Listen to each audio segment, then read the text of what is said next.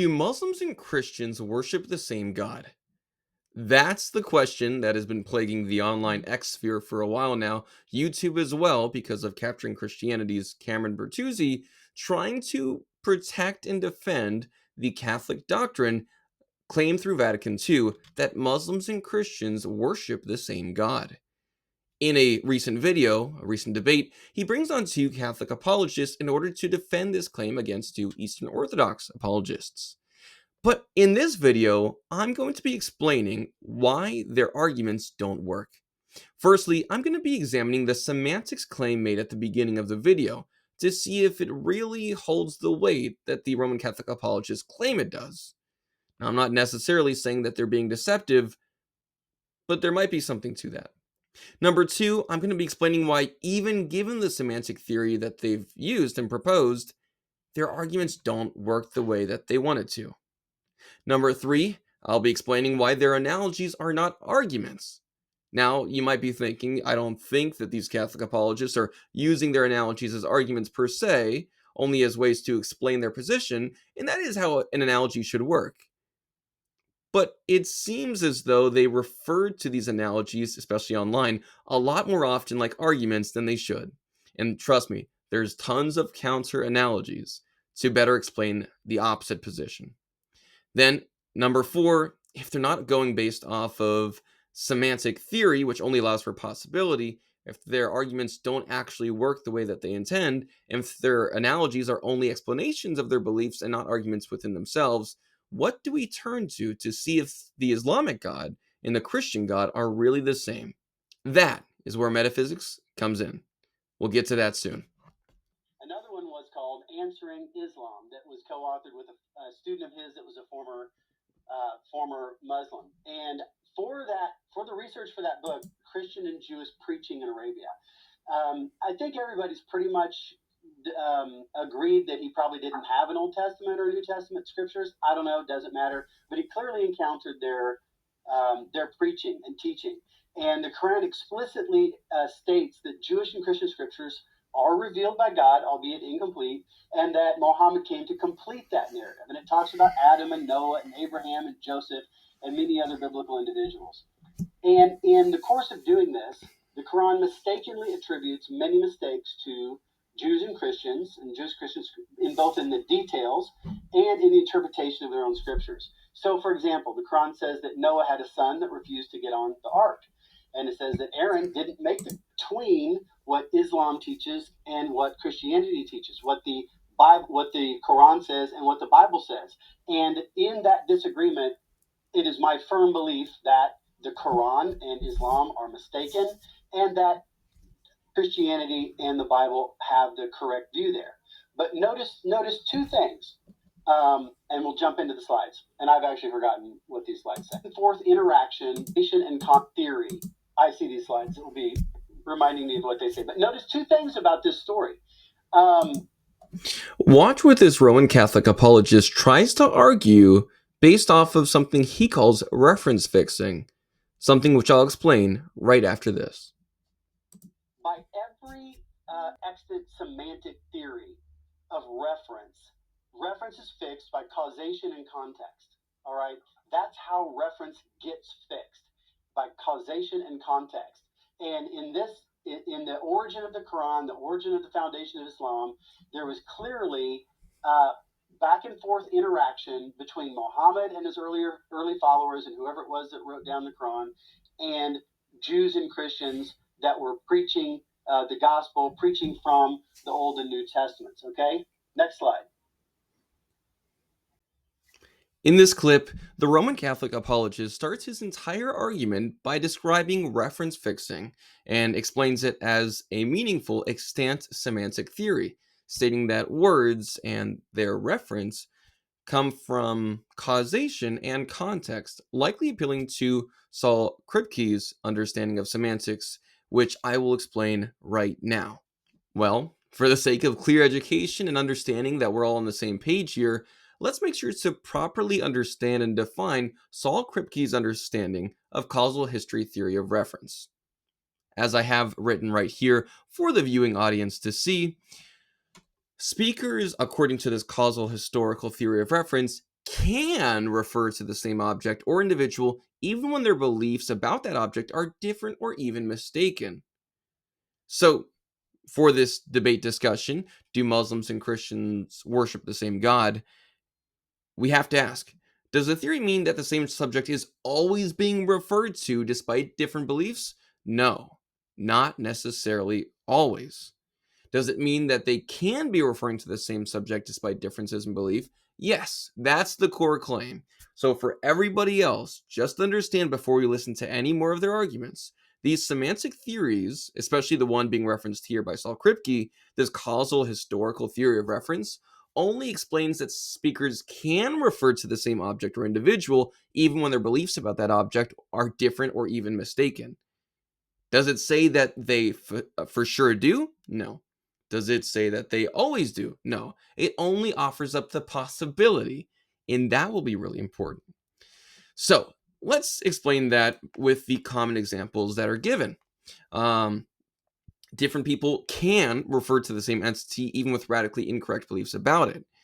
For example, suppose one group says Aristotle was Plato's student and taught Alexander, and another group says Aristotle was a 19th century biologist from France. Despite the error, Kripke's theory allows that both are still referring to the same historical individual, Aristotle, as long as there's a causal connection in their use of the name. And obviously, for this debate, the Catholics would claim if a Christian says God is triune and a Muslim says God is absolutely one, per the doctrine of Tawhid, not triune, they may both use God to refer to the same original reference, the creator of the universe, if there is a shared historical, cultural, causal chain. But the theory doesn't force that conclusion, it just allows it as possible. Again, Kripke's theory claims reference can be preserved despite false beliefs, but it doesn't entail that all uses always refer to the same entity. Intention, causal chain, and context all matter. When it comes to intention, we'll see what's understood by Muslims as they talk about God from the Qur'an. Causal chain, we'll see how the historical causal chain is not as simple as the Roman Catholic apologists will argue in this video. And for context, we'll describe the philosophical and metaphysical context and theological that show these to be radically different gods. Let's go back to the video. All right, let's see if this Catholic apologist's understanding of Saul Kripke's linguistic and semantic theory actually supports his first argument. That leads to the first argument for the affirmative that Muslims and Christians worship the same God, the semantic argument. Premise one: if the Quran originated in the context of furthering the biblical narrative, then its terms pick up their references from that biblical narrative. This is a straightforward consequence out of every reasonable semantic theory. Straightforward consequence, a necessary consequence. That's interesting. We will get to that very soon. Sounds like he's going from the can of Saul Kripke's semantic theory and is instead making that a must. Premise two: the Quran did originate out of this context of furthering the biblical narrative. That's just a historical fact. QED. So the consequent of premise one follows. 1 minute left. Okay, next slide. Sadly, the Catholic apologists didn't seem to really understand Saul Kripke's theory on reference enough to apply it in the argument, at least not the way he proposed, for premise one. And premise two is also historically sus. We'll get into that right now. The Catholic apologist, in his first argument, tries to make the claim that the historical context is enough to necessitate that the reference for God used in the biblical narrative is the referent for God, Allah, used in the Quranic narrative, simply on account of some sort of historical continuation. But that's not actually enough to secure referential continuity. Here's why.